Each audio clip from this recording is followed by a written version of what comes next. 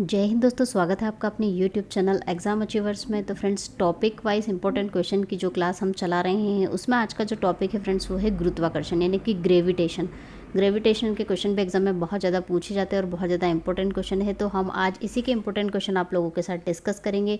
तो चलिए वीडियो को शुरू करते हैं। लेकिन अभी भी अगर आप चैनल पर नए हो तो सब्सक्राइब करना ना भूलें और नोटिफिकेशन बेल को प्रेस कर लीजिए ताकि लेटेस्ट वीडियो के नोटिफिकेशन आप तक पहुँच सके।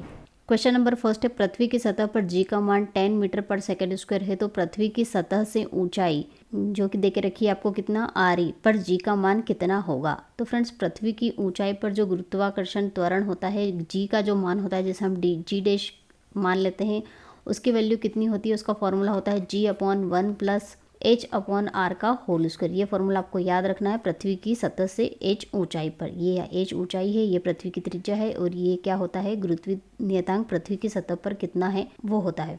तो यहाँ पर हम वैल्यू पुटअप कर देंगे। अब इन्होंने क्या कहा है कि जो G का मान है फ्रेंड्स वो कितना देके रखा है यहाँ पर 10। ऊंचाई इन्होंने क्या कहा है कि पृथ्वी की सतह से ऊंचाई कितनी ऊंचाई, RE ऊंचाई। आर ऊंचाई मतलब ये क्या है, पृथ्वी की ऊंचाई देके रखी और यहाँ पर भी क्या होती है, पृथ्वी की ऊंचाई होती है। तो ये आर का होल स्क्वायर हो जाएगा और यहाँ पर होगा 10/1 प्लस ये आर सारी कैंसिल हो जाएगा, 1 + 1 का होल स्क्वायर 10/4, इसको कैंसिल आउट कर देंगे, 4 × 2 = 8, 4 × 5 = 20। तो पृथ्वी की सतह से आर ऊंचाई पर जो जी का मान है वो कितना आएगा, 2.5 मीटर पर सेकेंड स्क्वायर। चलिए नेक्स्ट क्वेश्चन है, वजन देके रखा है 9.8 न्यूटन, एक निकाय का वजन है 9.8 न्यूटन। 9.8 मीटर पर सेकंड के त्वरण को उत्पन्न करने के लिए कितना बल आवश्यक होगा। तो सबसे पहले फ्रेंड्स क्या देके रखा है, वजन होता है W, जो कि हमें पता है क्या होता है, mg। तो यहाँ पर क्या क्या देके रखा है, वजन का मान है 9.8 न्यूटन और इसका जो द्रव्यमान है वो हमें पता नहीं है, और जी का जो मान है, जी का मान कितना देके रखा है फ्रेंड्स, 9.8 मीटर पर सेकेंड स्क्वायर। तो यहाँ से जो द्रव्यमान है वो आ जाएगा, कितना होगा, 1 kg का द्रव्यमान आ जाएगा। अब इन्होंने क्या पूछा है कि इतना त्वरण उत्पन्न करने के लिए कितने बल की आवश्यकता होती है। तो हमें पता है कि त्वरण उत्पन्न करने के लिए जो बल का फॉर्मूला है न्यूटन के दूसरे नियम से वो कितना होता है, mg। तो यहाँ पर m हम निकाल चुके हैं 1 और g का मान कितना देके रखा, कितने त्वरण उत्पन्न करने के लिए, 9.8। तो ये 9.8 रख दिया। तो यहाँ पर जो आवश्यक बल होगा फ्रेंड्स वो कितना होगा, 9.8 न्यूटन।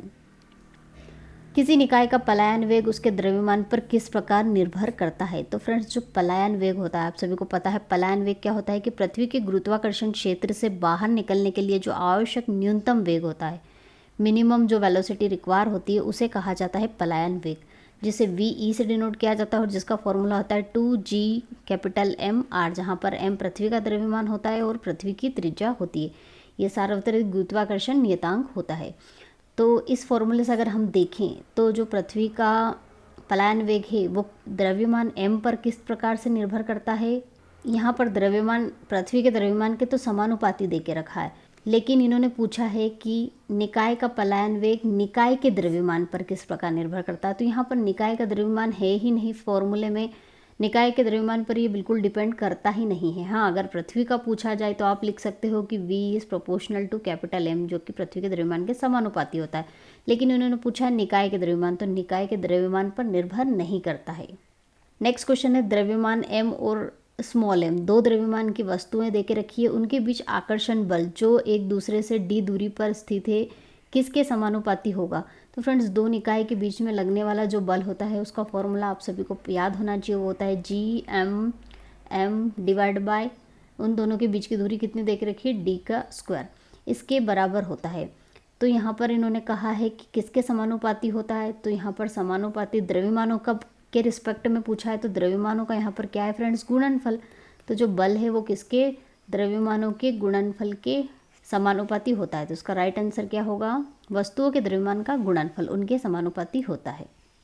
वह ऊंचाई जिस पर किसी पिंड का वजन पृथ्वी की सतह यानी कि त्रिज्या दे के रखी है r पर पिंड के वजन का 1/16 हो, तो वह आपसे ऊंचाई पूछी है इन्होंने। यहाँ पर ध्यान से क्वेश्चन को पढ़ना है। तो हमें पता है कि जो वज़न है वो कितना होता है, mg।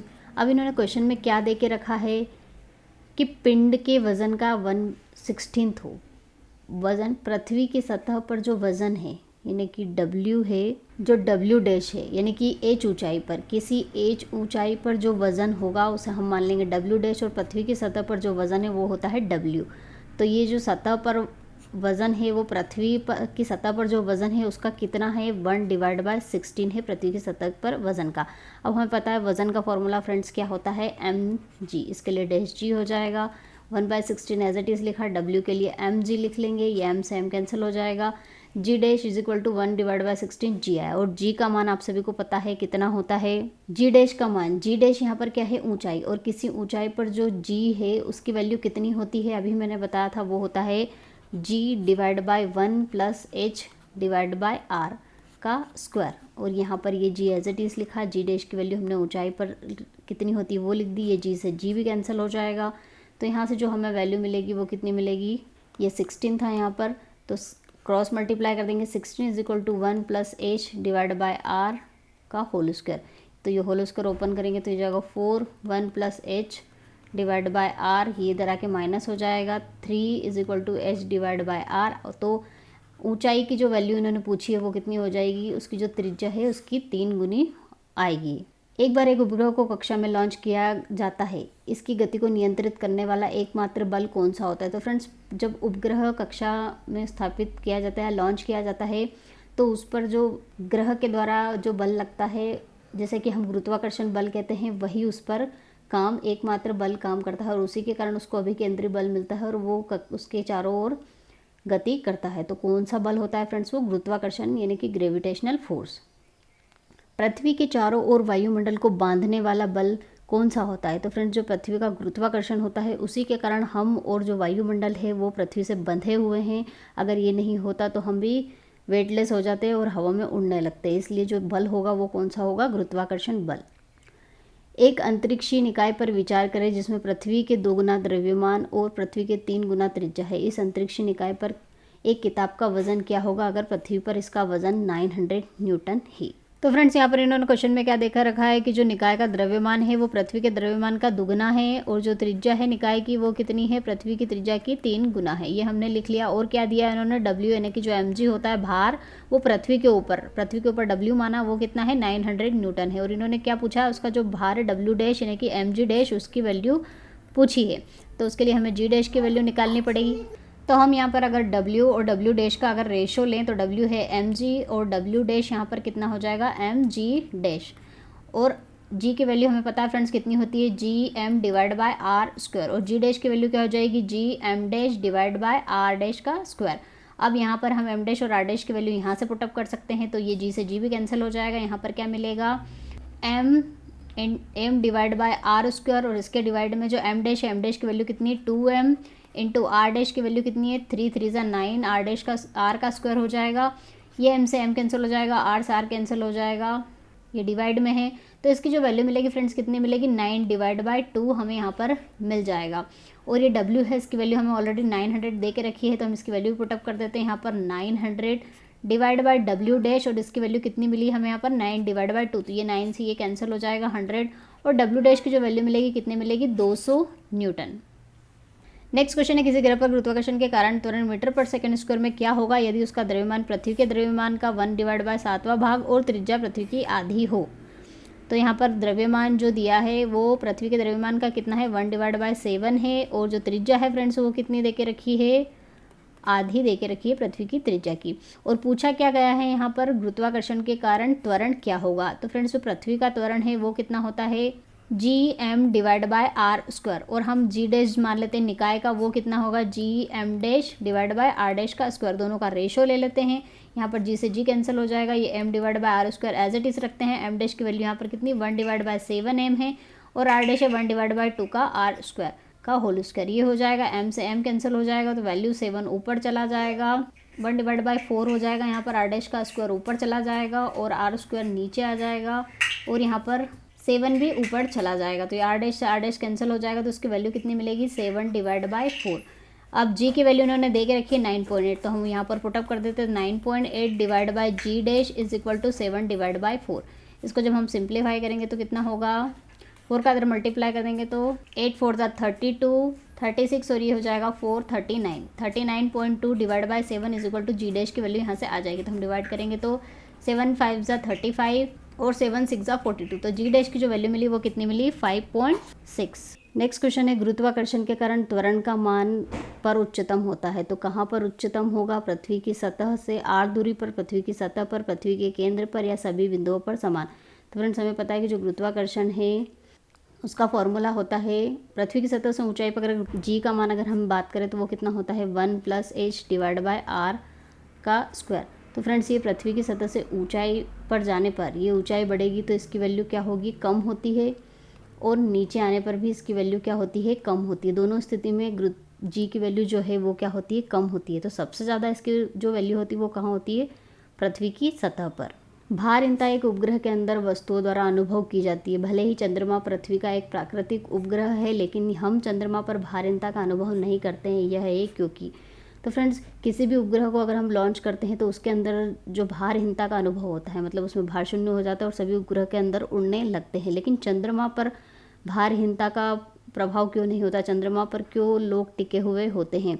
तो चंद्रमा का जो द्रव्यमान है वो उपग्रह जो हम लॉन्च करते हैं उसके द्रव्यमान से बहुत ज़्यादा होता है। तो हमें पता है जी का मान क्या होता है? जी पृथ्वी के गुरुत्वाकर्षण क्षेत्र की तीव्रता पर अधिकतम होती है। यानी कि जो गुरुत्वाकर्षण होता है जी, इसकी वैल्यू सबसे ज़्यादा ये क्वेश्चन भी पूछा जाता है जी का मान सबसे अधिक कहाँ पर होता है, सबसे कम कहाँ पर होता है? तो फ्रेंड्स जी का मान जो होता है वो क्या होता है?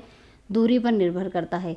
तो जो पृथ्वी का शेप कुछ इस तरह से होता है, ये पोल्स होते हैं और ये होते हैं क्या? इक्वेटर होते हैं। तो ये इक्वेटर की दूरी ज़्यादा होती है और पोल्स की दूरी कम होती है, इसलिए जो उसकी तीव्रता सबसे ज़्यादा कहाँ पर होगी?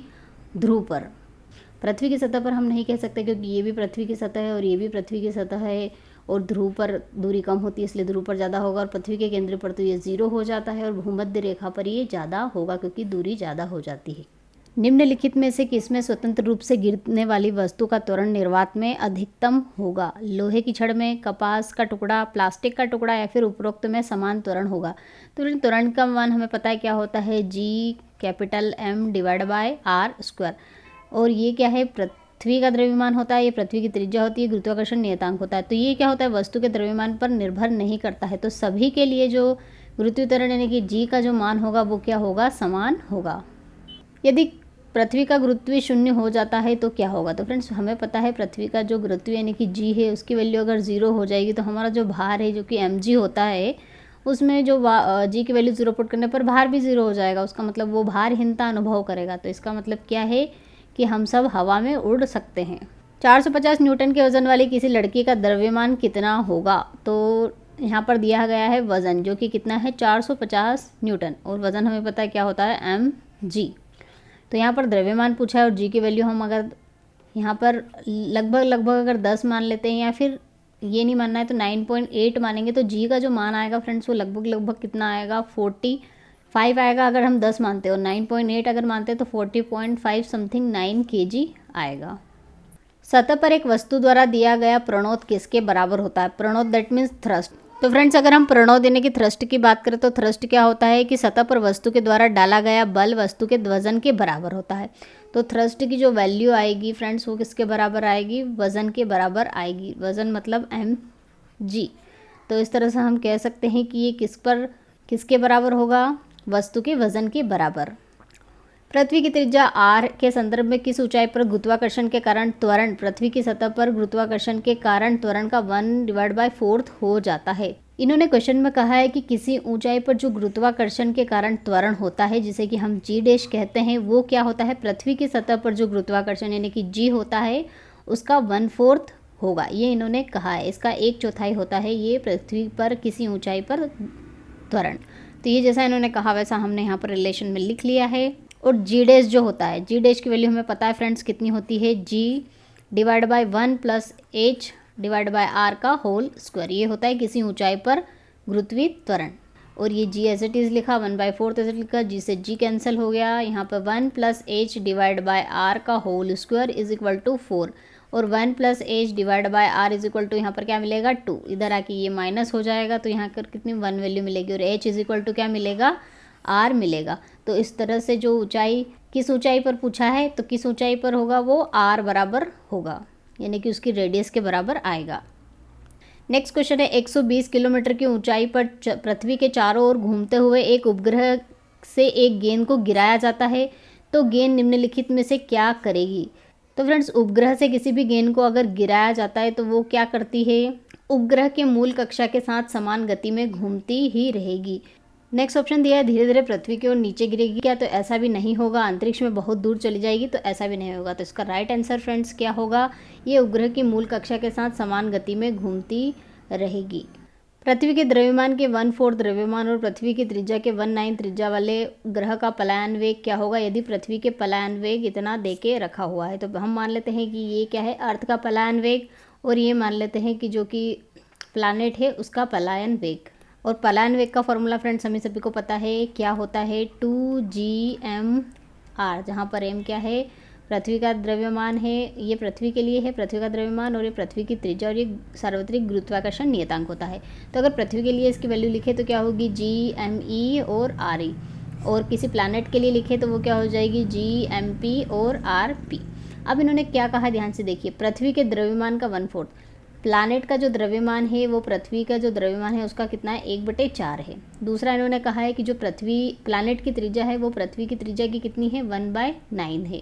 तो हम क्या कर देते हैं, MP और RP इन दोनों की जगह पे ये वैल्यू पुटअप कर देते हैं, और यहाँ पर हमें पता है पृथ्वी का पलायन वेग कितना देके रखा है, 11, वो भी रख देते हैं। ये VP = 2 से 2 कैंसिल हो जाएगा, G से G कैंसिल हो जाएगा, और यहाँ पर ME एज इट इज़ रहेगा, RE एज इट इज़, और हम MP की जगह पे वैल्यू क्या रख देते हैं, 1/4 दिया है इसलिए 1/4 ME और 1/9 RE। RE से RE कैंसिल, ME से ME कैंसिल हो जाएगा, और ये 9 चौक 36 ऊपर चला जाएगा। तो 11 डिवाइड बाई VP = 36। तो जो प्लैनेट का पलायन वेग आएगा वो कितना आएगा, 11/36। चलिए नेक्स्ट क्वेश्चन है, जब किसी पिंड को पृथ्वी पर ध्रुव से भूमध्य रेखा पर ले जाया जाता है तो उसका वजन में क्या परिवर्तन होता है। तो फ्रेंड्स, हमें पता है कि जो G है वो ज़्यादा ऊंचाई पर या दूरी पर जाने पर क्या होता है, कम होता है। तो ये होते हैं ध्रुव, और ये होता है क्या, भूमध्य, ये भूमध्य रेखा होती है और ये ध्रुव होता है। तो इन्होंने क्या कहा है कि पिंड को पृथ्वी पर ध्रुव से भूमध्य रेखा, ये ध्रुव है, ध्रुव से भूमध्य रेखा की तरफ ले जाया जाता है, तो उसके वजन में क्या परिवर्तन होगा। तो फ्रेंड, G की जो वैल्यू है ध्रुव पर ज़्यादा होती है और भूमध्य रेखा की तरफ जाने पर ये क्या होता जाता है, कम होता जाता है G। और हमें पता है भार क्या होता है, mg। तो G की वैल्यू कम होती जाएगी तो उसका भार भी क्या होता जाएगा फ्रेंड्स, कम होता जाएगा। तो इसलिए इसका राइट आंसर क्या होगा कि वो घटता जाता है। तो फ्रेंड्स, यहाँ पर हमने आपसे फिजिक्स के जो टॉपिक वाइज इंपॉर्टेंट क्वेश्चंस की सीरीज़ है उसका ग्रेविटेशन यानी कि गुरुत्वाकर्षण पार्ट डिस्कस आप लोगों के साथ किया, जिसके हमने 20 क्वेश्चन आप लोगों के साथ डिस्कस किए। मोस्ट इंपॉर्टेंट क्वेश्चंस हैं। इसके अलावा इससे बाहर कोई सा भी क्वेश्चन आपका एग्जाम में नहीं पूछा जाएगा, तो आप इनको अच्छे से प्रिपेयर कर लीजिए। आई होप वीडियो आपको पसंद आया हो, पसंद आया तो लाइक करिए और चैनल को सब्सक्राइब करना ना भूलें, और नोटिफिकेशन बेल को भी प्रेस करना ना भूलें ताकि लेटेस्ट वीडियो की नोटिफिकेशन आपको मिल सके। तो मिलते हैं नेक्स्ट टॉपिक के साथ नेक्स्ट वीडियो में, तब तक के लिए जय हिंद, जय भारत, वंदे मातरम।